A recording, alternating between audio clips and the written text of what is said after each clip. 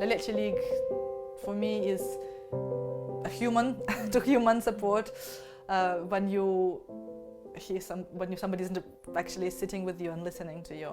And I think for mothers of very young babies, it's very encouraging to see those toddlers or those kind of midway older babies crawling or toddling around. That just gives them hope that at some point there comes a time where they can manage, and doesn't feel like the world is crashing down on them, and they don't feel completely overwhelmed. I think the other thing is that the meeting is not actually only about breastfeeding.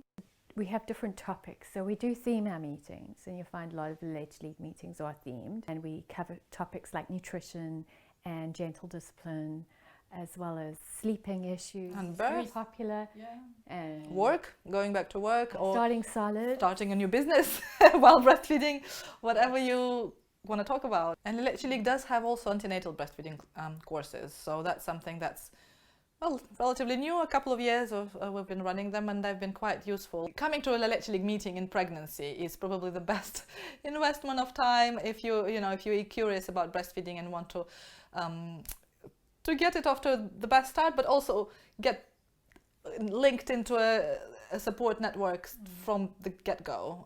You can post any of your questions on our Facebook group. You can ask all of them in the meeting.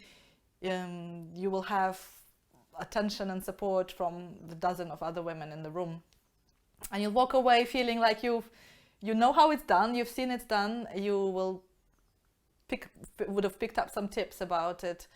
And we learn by imitation. So even exposing yourself to some breastfeeding babies around you is an invaluable start, I think. In London, there are many LLL League groups. In UK, there are many LLL League groups. I think the bigger the city, the more groups you'll find.